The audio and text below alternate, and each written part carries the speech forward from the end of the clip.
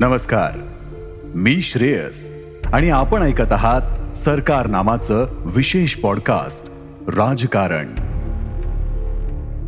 महाराष्ट्र कर्नाटक सीमावाद गेली अनेक दशके सुरूच आहे. आता पुन्हा एकदा हा वाद नव्यानं उफाळला आहे. सीमा भागाचा समावेश महाराष्ट्रात व्हावा ही सर्वांचीच भूमिका असली तरी त्यासाठी काही ठोस मानसिकता तयार करण्याची गरज आहे. राजकारणच्या या पॉडकास्टमध्ये आपण जाणून घेणार आहोत याच मानसिकतेबद्दल. देशात नवीन राज्याच्या निर्मितीमध्ये भाषावार प्रांतरचनेअंतर्गत 1 नोव्हेंबर 1956 रोजी बेळगावसह सीमा भागाचा मैसूर राज्यात समावेश केला. याला विरोध सुरू झाला. 1964 मध्ये भुवनेश्वर येथील काँग्रेस अधिवेशनादरम्यान पंडित जवाहरलाल नेहरू यांनी तत्कालीन गृहमंत्री गुलजारीलाल नंदा यांच्यासह महाराष्ट्राचे मुख्यमंत्री वसंतराव नाईक, मैसूरचे मुख्यमंत्री निजलिंगप्पा आणि केंद्रीय मंत्री यशवंतराव चव्हाण यांची बैठक घेतली. त्याचवेळी सेनापती बापट यांच्या नेतृत्वाखाली सीमा भागातील मराठी भाषिकांनी उपोषण हाती घेतलं. तेव्हा इंदिरा गांधी, लाल बहादूर शास्त्री आणि गुलजारीलाल नंदा यांनी या लोकांना बोलावून बैठक घेऊन लवकर प्रश्न सोडवण्याची ग्वाही दिली. त्यावेळी कर्नाटकचे तत्कालीन मुख्यमंत्री एस निजलिंगप्पा यांनी मोठा मराठी भाग मैसूर राज्यात आला आहे, तो भाग देणार असल्याची ग्वाही विधानसभेत दिली होती. मात्र त्यानंतर त्याकडे दुर्लक्ष करण्यात आलं. महाजन आयोगाच्या अहवालानुसार कर्नाटकला 260 तर महाराष्ट्राला 247 गावं देण्यात आली. कर्नाटक सरकारने 244 गावांची मागणी केली होती, मात्र त्यांना 16 गावं अधिक देण्यात आली. तर महाराष्ट्राने 865 गावांची मागणी करून फक्त 247 गावं दिली. त्याला महाराष्ट्राने आक्षेप घेतले व घटनेच्या 131 कलमानुसार सर्वोच्च न्यायालयात दाद मागितली. 8 फेब्रुवारी 1969 रोजी शिवसेनेने सीमा प्रश्नासाठी आंदोलन केलं. यावेळी 67 जणांनी बलिदान दिलं. पंतप्रधान इंदिरा गांधी यांनी 2 वेळा बेळगावच्या विभाजनाचा प्रस्ताव दिला होता. आता चिकोडी जिल्हा करावा म्हणून मागणी जोर धरू लागली आहे, पण कर्नाटक सरकार तो निर्णय घेईल असं वाटत नाही. कारण तसं झाल्यास कन्नड भाषिकांची विभागणी होऊन मराठी भाषिकांची संख्या वाढेल ही भीती त्यांना आहे. जनता सरकारमध्ये गृहमंत्री एच.एम. पाटील यांनी बेळगाव शहराचं 2 भागात विभाजन करण्याचा प्रस्ताव दिला. मात्र अनेक मराठी गावांवर अन्याय होणार असल्याने हा प्रस्ताव देखील स्वीकारण्यात आलेला नाही. 1986 मध्ये कर्नाटक सरकारने कन्नड सक्ती लागू करण्याचा निर्णय घेतला. या विरोधात माजी केंद्रीय मंत्री शरद पवार, एस.एन. जोशी, शिवसेना प्रमुख बाळासाहेब ठाकरे यांच्या नेतृत्वाखाली आंदोलन झालं. त्यातही 9 जणांनी बलिदान दिलं. 29 मार्च 2004 मध्ये मुख्यमंत्री सुशील कुमार शिंदे यांनी सर्वोच्च न्यायालयात दावा दाखल केला. याचिकेत सीमा भागातील 865 गावांवर महाराष्ट्राने हक्क सांगितलाय. खेड हा घटक, भौगोलिक संलग्नता, भाषिक बहुसंख्यत्व व लोकेच्छा या चतुसूत्रीनुसार सीमा प्रश्न सोडवला जावा अशी मागणी या दाव्यात करण्यात आली आहे. 2013 मध्ये सर्वोच्च न्यायालयाने प्रकरणातील मुद्दे निश्चित केले आणि 12 सप्टेंबर 2014 रोजी निवृत्त न्यायमूर्ती राजेंद्रमल लोढा यांनी साक्षी पुरावे नोंदविण्यासाठी मनमोहन सरीन यांची नियुक्ती केली. पण न्यायमूर्ती लोढा निवृत्त झाल्यानंतर काम रेंगाळलं. तर कर्नाटक सरकारनं सर्वोच्च न्यायालयात अंतरिम अर्ज दाखल करून सीमा प्रश्न सोडवण्याचा अधिकार केंद्र सरकारला आहे असा दावा केला. 2020 ला कोविड आणि लॉकडाऊनमुळे दाव्याची सुनावणी रेंगाळली. आता कर्नाटक व महाराष्ट्राने दाखल केलेल्या अंतरिम अर्जांवर होणारी सुनावणी होणं बाकी आहे. संयुक्त महाराष्ट्राच्या लढ्यातील 105 हुतात्मा झाले. त्यात बेळगावमधील 5 जणांचा समावेश होता. संयुक्त महाराष्ट्राचा लढा, महाराष्ट्राच्या लढ्याने सीमा प्रश्नाचे महाराष्ट्राच्या राजकारणावरही पडसाद उमटतात ते दाखवून दिलं. त्याचे परिणामही राजकीय पक्षांना भोगावे लागतात, किंबहुना लागलेत. 1957च्या लोकसभा आणि विधानसभा निवडणुकीत बलाढ्य काँग्रेसला पराभवाला सामोरं जावं लागलं. 1957 मधील लोकसभा निवडणुकीत सातारा, सांगली या दोन्ही जिल्ह्यातून लोकसभेच्या 3 जागा आणि विधानसभेच्या 18 जागांपैकी 14 जागांवर संयुक्त महाराष्ट्र समितीने विजय मिळवून काँग्रेसला पराभवाची धूळ चारली होती. त्या निवडणुकीत मुंबई व पश्चिम महाराष्ट्रातील 132 पैकी केवळ 31 जागांवर काँग्रेसचे उमेदवार जिंकले होते. तर लोकसभेच्या 19 पैकी अवघ्या 4 जागांवर समाधान मानावं लागलं होतं. संयुक्त महाराष्ट्राच्या प्रश्नावरून काँग्रेसचं पानिपत झालं. याचा परिणाम म्हणूनच केंद्र सरकारला मुंबईचा महाराष्ट्रात समावेश करावा लागला, हा इतिहास आहे. बेळगाव सीमा प्रश्नाबाबतही एकत्र येऊन अशीच भूमिका सीमा भाग किंवा महाराष्ट्रातील जनतेला घ्यावी लागणार आहे, तरच या प्रश्नाचा तडा लागण्याची शक्यता आहे. स्वातंत्र्यानंतर सर्वाधिक चाललेला लढा म्हणून या प्रश्नाकडे पाहिलं जातं.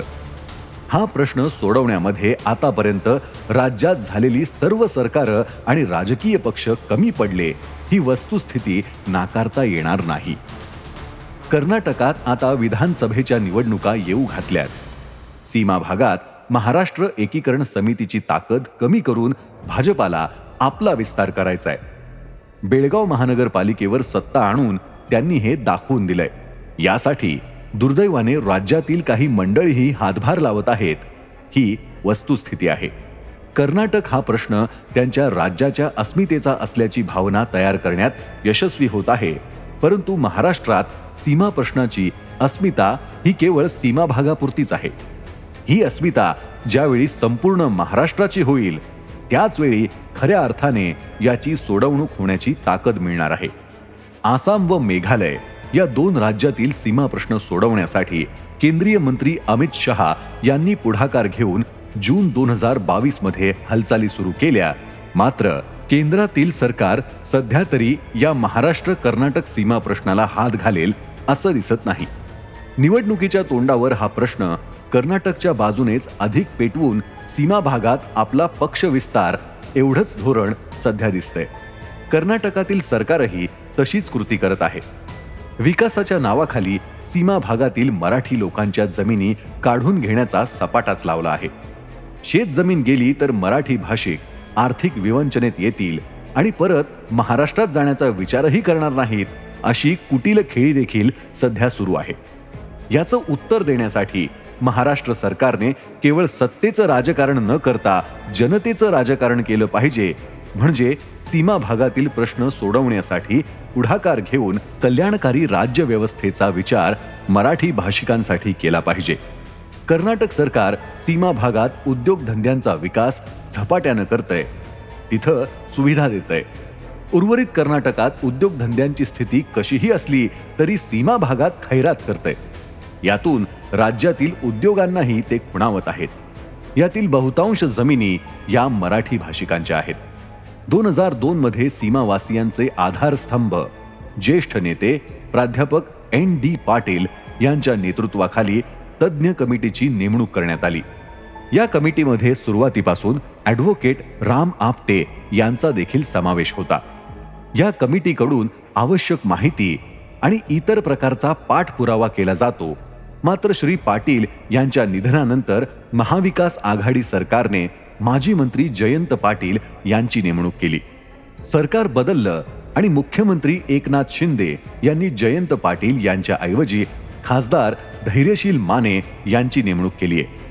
वास्तविक ज्याप्रमाणे प्राध्यापक ND पाटील अनेक वर्ष अध्यक्ष होते, त्याचप्रमाणे एकाच व्यक्तीची तज्ज्ञ कमिटीच्या अध्यक्षपदी नेमणूक करणं आवश्यक आहे. बॅरिस्टर नाथ पै, प्राध्यापक ND पाटील यांनी आयुष्यभर सीमा भागातील मराठी भाषिकांना साथ दिली. तशी व्यक्तीच अध्यक्ष झाल्यास या प्रश्नासाठी ताकद लागण्याची शक्यता आहे. सीमा भागातील मराठी भाषिकांसाठी महाराष्ट्र सरकार विविध योजना जाहीर करतंय, परंतु त्या कितपत त्या लोकांपर्यंत पोहोचतील याबद्दल साशंकता या भागातील नागरिकच व्यक्त करत आहेत. कर्नाटक सरकार एक एक करत मराठी गावं कन्नड बनवत चाललं आहे. शाळेपासून ते कॉलेजपर्यंत. तसंच कर्नाटकात नोकरीसाठीही अनेक वेळा याची सक्तीची अट घालून सीमा भागातील तरुणांच्या भविष्यावरच वरवंटा फिरवण्याचं काम ते सरकार करतंय. आता आजची तरुण पिढी अधिक सजग झालीय. ती याविषयी थेट प्रश्न विचारू लागलीय. आमचं भवितव्य काय? विधानसभेत ठराव मांडला ठीक आहे, पुढे काय? योजना जाहीर केल्यावर आम्हाला नोकऱ्या मिळाल्या काय? आमच्या उपजीविकेचं काय? आमच्या पुढच्या पिढीचं काय? या प्रश्नांना उत्तर देताना महाराष्ट्र एकीकरण समितीच्या नेत्यांचीही दमछाक होतीये. हे तरुण सीमा प्रश्नांपासून लांब चाललेत असं नाही, पण ते व्यक्त होत आहेत हे मात्र नक्की. या युवकांना नोकरी, उद्योगधंदे यासाठी आर्थिक मदत देण्यापासून त्यांच्या मनात महाराष्ट्र त्यांच्या पाठीशी आहे ही भावना तयार करावी लागेल, तरच ही चळवळ टिकेल. दुसरीकडे हिंदुत्ववादी संघटना हिंदुत्वाचा नारा देत मराठी तरुणांची दिशाभूल करून त्यांना सीमा लढ्यापासून दूर नेण्याच्या प्रयत्नात आहेत. हा धोकाही या चळवळीला अडथळा आणणारा असू शकतो. केंद्रशासितची मागणी छेद देणारी. सीमा प्रश्नाच्या मूळ दाव्याचा निकाल लागेपर्यंत सीमा भाग केंद्रशासित करावा अशी अंतरिम याचिका सर्वोच्च न्यायालयात दाखल करण्यात आली होती. पण त्यावरील सुनावणीवेळी न्यायालयाने मूळ याचिकेत मराठी भाषिक गावं महाराष्ट्रात समाविष्ट करण्याची मागणी असताना ही नवी मागणी नको असं सांगितलं. अंतरिम याचिका मागे घेण्यास सांगितलं. महाराष्ट्राने ती मागणी मान्य केल्यावर 25 ऑक्टोबर 2007 रोजी अंतरिम याचिका मागे घेतली. आता पुन्हा शिवसेनेकडून म्हणजे उद्धव ठाकरे गटाकडून सीमा भाग केंद्रशासित करण्यासंदर्भात मागणी करण्यात येते. मात्र सीमावासियांच्या मनात याविषयी तीव्र नाराजी आहे. संपूर्ण सीमा भाग महाराष्ट्रात आला पाहिजे या मागणीला किंवा न्यायालयातील दाव्याला ही मागणी अडसर ठरू शकते असं देखील सांगण्यात येतं. यासाठी केंद्र सरकारवर महाराष्ट्रातील सर्व नेत्यांनी सीमा भाग महाराष्ट्रात आला पाहिजे यासाठी एकत्रित दबाव आणला तरच हा प्रश्न सुटेल.